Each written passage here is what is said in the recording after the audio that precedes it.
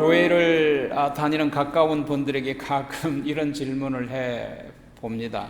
신앙생활 하면서 특별히 가장 어렵다고 느끼는 것이 무엇입니까? 그러면 놀랍게도 많은 분들이 기도가 어렵다고 대답을 해요. 목사님, 기도가 힘들어요. 기도가 어떻게 기도해야 되는지 잘 모르겠어요. 1분만 기도하고 나면 할 말이 없어요. 그래도 목사님, 기도해야 됩니까? 이렇게 질문을 하죠. 인간의 본성은 위급할 때는 신을 찾는 화살 기도를 누구나 다 해요. 예수를 믿든 안 믿든 그런 기도는 다 하죠. 그런데 막상 하나님 앞에 기도하려고 하면 생각보다도 그렇게 쉬운 게 아니에요. 어렵다고 말하는 것이 어떤 면에서는 솔직한 표현일 수는 있습니다. 왜냐하면 기도라는 건 왜 기도가 힘드냐면 첫째, 기도는 영적인 일이기 때문에 기도하기 힘든 거예요. 오랫동안 기도하지 않는 체질 속에서 길들여온 그 육체를 쳐서 복종시켜야 기도가 되거든요. 그래서 기도가 힘든 거예요. 왜 기도가 힘들까? 두 번째는 오감을 가진 육체를 가지고 우리가 이 땅에서 살기 때문에요. 그리고 시공의 물질 세계에 갇혀 살기 때문에 기도가 그렇게 쉽지 않습니다.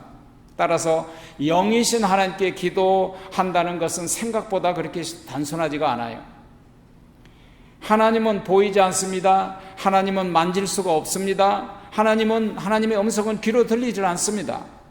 그러나 우리는 육신적으로 보아야만 믿을 수 있고 들어야만 깨달을 수 있고 그리고 손으로 만져서 확인하기를 좋아하거든요. 그래야 마음이 편하거든요. 그러므로 우리가 눈을 감고 기도하지만 아무 소리도 들리지 않습니다. 어떤 때는 두 손 들고 간절히 통성으로 부르짖어도 들리는 소리가 없습니다. 그럼에도 불구하고 우리는 영적인 존재라는 사실입니다. 기도는 하나님과의 관계를 지속하는 일일 뿐만 아니라 영혼의 호흡과 같은 것입니다. 호흡을 안 하면 죽을 수밖에 없겠죠. 그래서 오늘 본문에서 예수님께서 주님은 기도에 대한 말씀을 우리에게 가르쳐 주는 것입니다. 영적으로 거듭난 사람은 믿기 전에 살았던 세속적인 습관에서 돌아선 사람이죠. 외식이라는 말은 위선자라는 뜻인데 이중인격자라는 뜻 아니겠습니까? 그래서 겉과 속이 다르고 말과 행실이 다르고 눈앞에서 하는 말과 돌아서서 하는 말이 다른 사람이 위선자죠. 속은 추한데 겉으로는 거룩한 채 하거나 착한 채 하는 것은 매우 위험한 위선입니다. 위선자들이 회개하기 힘들고 위선자들은 그래서 구원받기 힘듭니다. 왜냐하면 회개 기도라는 건 숨기지 않고 모든 것을 다 오픈해서 전적으로 모두 다 하나님 앞에 내려놓는 일이기 때문에 인간은 본래 자기 자신의 흉어물을 감추기 좋아하고 포장하기 좋아해요. 누가 잘못을 지적하면 그것부터 우선 핑계 대려고 하는 게 인간의 습성이거든요. 고린도전서 11장에 보면 이런 사람들에 대해서 한마디로 성경에서 말씀하십니다. 이런 사람은 거짓 사도요 괴휼의 역군이니 자기를 그리스도의 사도로 가장하는 자들이라. 이것이 이상한 일이 아니다 그랬어요. 사탄도 자기를 광명의 천사로 가장하나니 그러므로 사탄의 일꾼들도 자기를 의의 일꾼으로 가장을 한다 그랬습니다. 여기 보면 속이는 일꾼, 가장하는 자들, 광명한 천사로 가장한다는 말이 짧은 구절 가운데 4번이나 등장하고 있거든요. 거짓 선지자들의 특징은 일이이면서 양의 가죽을 둘러쓰고 겉과 속이 다른 모습을 가지고 이렇게 가르치거나 살아가는 사람이 거짓 선지자들이죠. 그런 목사들도 많죠. 여러분, 가장을 자주 하면 가증스러워지는 것입니다.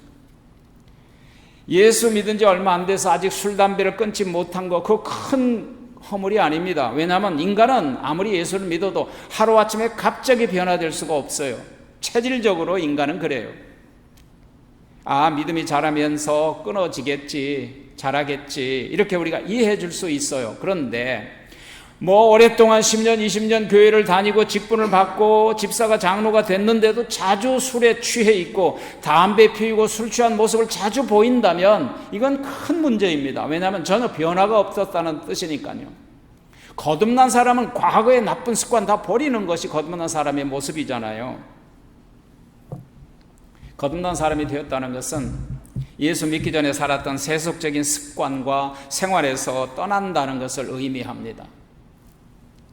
하나님이 죄 자체보다는 겉과 속이 다른 위선을 매우 미워하세요. 싫어하십니다. 기왕에 우리가 하나님이 기뻐하시는 일을 해야지 하나님이 싫어하시고 미워하시는 일을 할 필요가 없잖아요. 오늘 본문에서 예수님은 기도의 위선에 대해서 경고하십니다. 기도는 하나님과의 관계를 위한 기도 축복의 기회를 주시는 거예요. 기도는 위선의 가면을 벗어버리고 하나님 앞에 자기 자신을 적나라하게 드러낼 수 있는 절호의 기회입니다. 절호의 기회. 그래서 기도의 가장 큰 축복은 죄를 고백하고 그 죄를 용서받을 수 있는 은혜의 시간입니다. 그래서 기도할 때 우리는 반드시 죄의 고백이 있어야 합니다. 그래 우리가 예배 드릴 때도 그렇잖아요. 혹시 하나님 앞에 회개하지 않고 이 자리에 앉아 계신 한 분이라도 생각해서 먼저 회개 기도, 용서함의 기도를 가지고 그리고 계속 예배를 드리고 있지 않습니까? 죄를 잡아갈 수 있다는 것이 큰 은혜 중에 은혜예요. 여러분이 들으셨지만 요한일서 1장 8절에 보면 만일 우리가 죄 없다고 말하면 거짓말하는 쟁이요 스스로 속이고 진리가 그 속에 있지 아니할 것이요 만일 우리가 우리 죄를 자복하면 그는 미쁘시고 의로우시사 우리 죄를 사하시며 모든 불의에서 우리를 깨끗게 하실 것이요 만일 우리가 범죄하지 아니하였다 하면 하나님을 거짓말쟁이로 만드는 것이니 하나님의 말씀이 그 속에 있지 않으니라 그랬습니다. 한마디로 이 말씀을 종합하면 무슨 말씀이냐면 자기 죄를 인정하고 자복하고 회개하면 하나님이 용서하신다는 거예요. 여러분 하나님이 몰라서 자백하라고 하시겠어요? 자복이라는 것은 우리 죄를 스스로 인정하고 고백하는 거잖아요. 그런데 많은 사람들이 죄를 자백하고 그리고 자복하고 그리고 용서받았다는 걸 믿는 걸로만 끝나버리려고 그래요. 우리는 한 단계 더 나가야죠. 한 단계 더 나가서 죄로부터 하나님께로 돌아오는 삶의 패턴이 달라져야 돼요. 이사야서 55장 7절에 보면 악인은 그 길을 불의한 자는 그 생각을 버리고 여호와께로 돌아오라 그리하면 그가 공의를 베푸시리라 여호와께로 돌아오라 그가 너그럽게 너희를 용서하리라 그러셨잖아요. 오늘 예수님께서 우리의 기도에 대한 가르침의 말씀 가운데 우리는 세 가지의 교훈을 함께 나누려고 합니다. 첫 번째는 사람 앞에 보이려고 기도하지 말라는 거예요.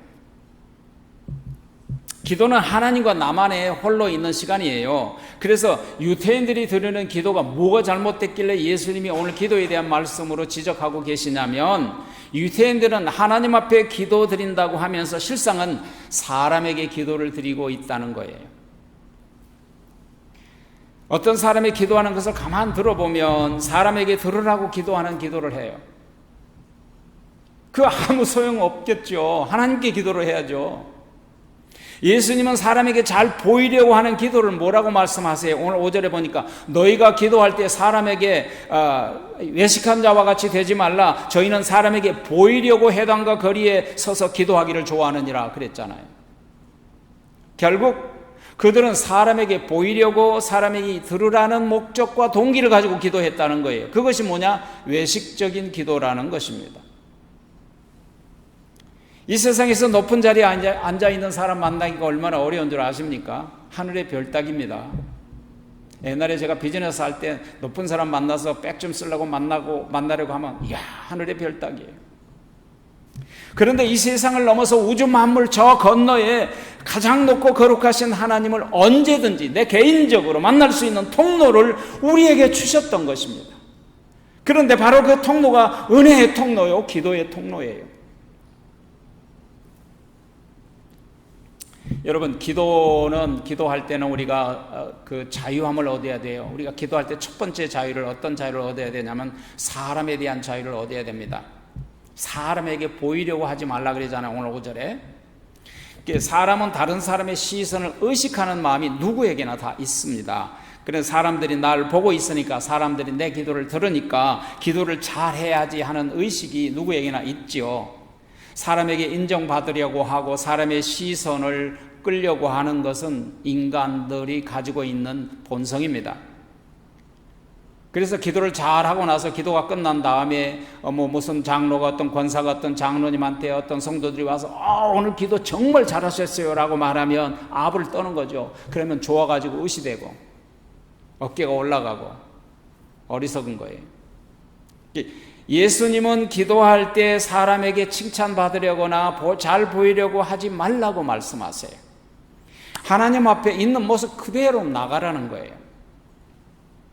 숨기지 말고 가리우지도 말고 꾸미지도 말고 있는 모습 그대로 간구하고 기도하는 것을 하나님이 기뻐하세요. 부족하면 부족한 대로. 그러므로 기도할 때 사람의 시선과 평탄으로부터 우리가 자유함을 얻으라는 거예요. 두 번째, 기도할 때 우리가 자유함을 얻어야 되는 것은 내 자신으로부터의 자유함을 얻어야 됩니다. 내 욕망, 내 명예, 내 허영, 위선, 자기 죄로부터 자유함을 완전히 얻어야 돼요. 기도를 통해서. 기도는요, 이런 것들을 다 버리는 기회입니다. 기회. 그래서 자신의 교만으로부터 온전히 자유할 때 하나님과 우리 사이가 더욱더 가까워지고 친밀해지는 법입니다. 기도를 통해서 의의를 버리고 하나님의 의의를 내가 받아들여야 되는 거예요. self-righteousness, 자기 의의를 다 내려놓는 것이 기도하는 시간이에요. 왜 그럴까요? 하나님 앞에서 나는 내 의의는 걸레쪽 같은 그런 의의예요. 걸레는 빨아봤자 그냥 걸레예요. 내가 언제 죄인 아닌 적이 있었던가요? 내가 오늘 죄를 용서받고 100번 내가 결단하고 새로운 마음을 먹어도 그리고 나는 죄 안 짓고 살 수 있던가요? 과거도 미래도 결국 나는 용서받은 죄인일 뿐이에요. 우리가 믿는 것은 죄를 자복하고 회개할 때마다 예수 그리스도의 보배로운 피가 나를 정결하게 하시고 하나님의 은혜와 자비와 공의를 의지하게 하시고 하나님의 자비와 공의를 믿게 할 수밖에 없다는 거죠. 믿을 수밖에 없어요. 그것이 올바른 일이에요. 우리가 또 자유함을 얻어야 되는 건 뭐냐면 세 번째로 기도할 때 죄로부터 자유함을 얻어야 돼요. 그래서 종교 개혁자들은 말합니다. 오직 믿음은 오직 긍휼이다 그랬어요. 하나님은 좋으신 하나님이십니다. 긍휼이 많으신 하나님, 과거도 현재도 주님은 자비하신 하나님이십니다. 주님의 긍휼만 의지합니다라고 기도하는 거예요. 이렇게 하나님 앞에 나갈 때 내가 자유함을 얻은 거예요. 기도 중에. 그래서 선한 일을 해놓고 여러분 칭찬받은 거, 선한 일하고 칭찬받을 수 있죠. 그런데 여러분 기억해야 될 것은 선한 일을 위해서 잘 보이려고 기도하거나 선행을 하는 것은 불신앙입니다. 동기와 목적이 그래서는 안 된다는 것입니다. 우리가 두 번째 오늘 본문 말씀에서 또 교훈을 나눌 수 있는 건 기도하기 전에 너의 아버지 하나님께서 다 아시느니라 그랬습니다. God knows everything what you need to happen before you pray. What you need before you pray. 다 아신다는 거예요. 하나님이 아신다, 하나님이 들으신다. 이것이 전제 조건이에요. 기도에 있어서는. 그러므로 어떤 사람은 하나님께 따지는 기도를 하는 사람이 있어요. 보면 하나님 그렇게 해서는 안 되잖아요. 그렇게 해야 되잖아요. 선행은 내가 했는데 왜 저 사람의 축복을 받아야 돼요? 그러면 안 되지요. 자기가 판사가 되는 거예요.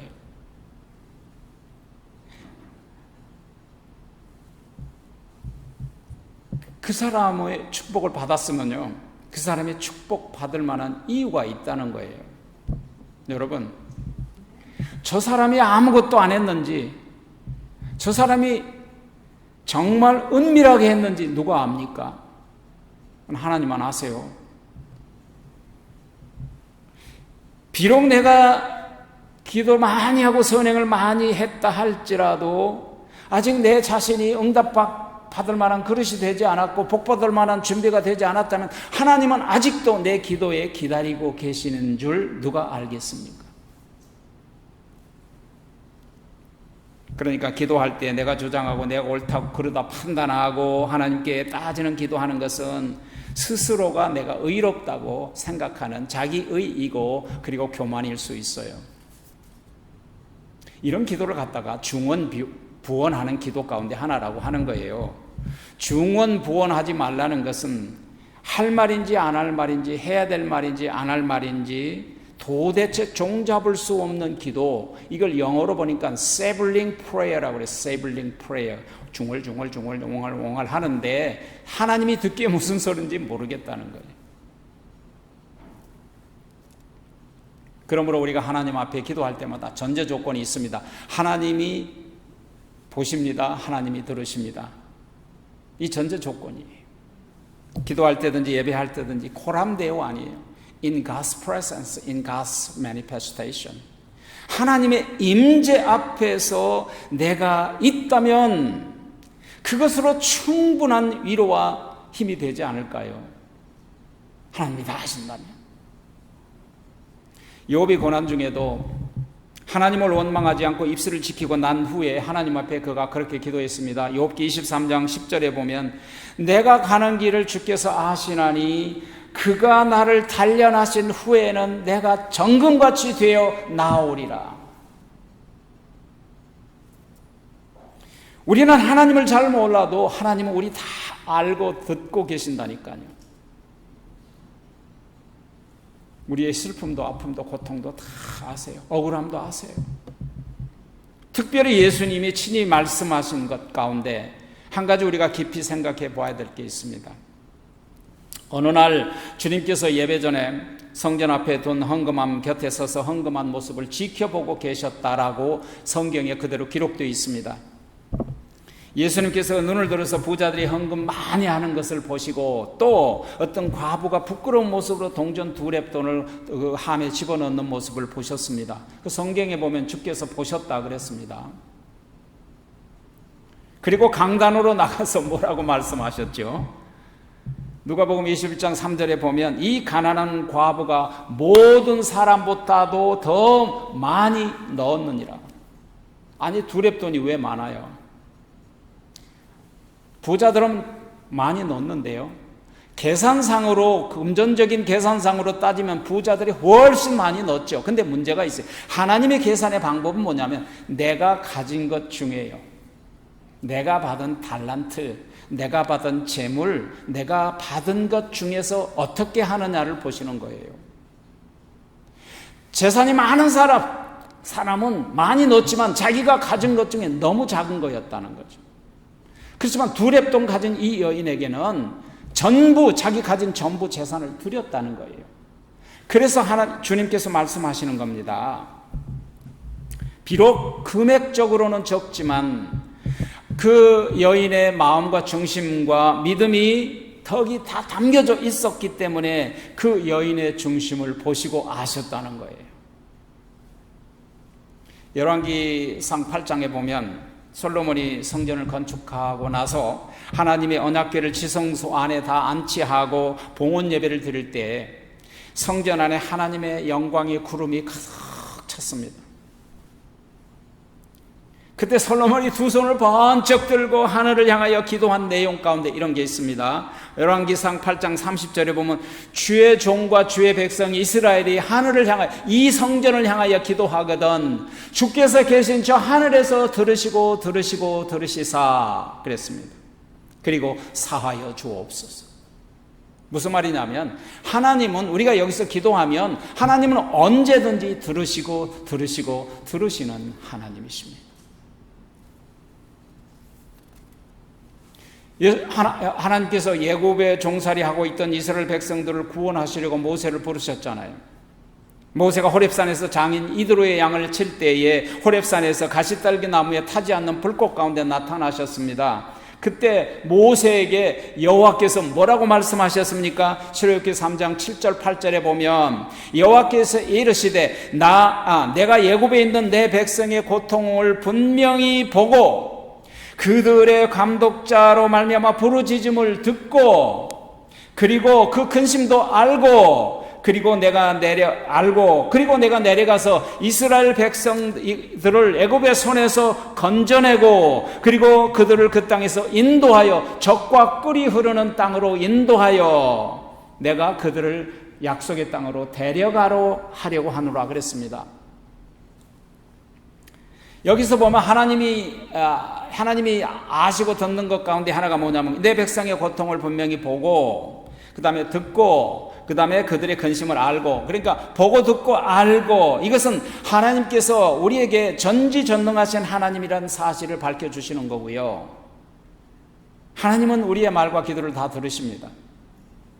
그리고 그 다음 구절에 여호와께서 뭐라고 하셨느냐면, 분명히 하신 일이 뭐냐면, 내가 내려가서 그들을 건져내고 약속의 땅으로 그들을 인도하여 그 다음에 내가 그들을 데려가겠다 그랬습니다. 이건 하나님의 행동이십니다. 행동하신 하나님이세요. 무슨 말이냐면, 보고 듣고 알고 계시지만 않고, 보고 듣고 알고 계신 것을 하나님은 행동으로 옮기셔서 우리를 구원하신다는 사실입니다. 무슨 말이냐? 장차 우리를 하늘나라에 데려가기 위하여 하늘보좌를 버리시고 성육신하신 예수님께서 이 땅에 내려오셔서, 그리고 우리를 대신하여 심판과 저주와 사망을 대신 지시고, 그리고 사망에서 우리를 건져내시고, 그리고 주님께서 부활 승천하시기 전에 약속하셨죠.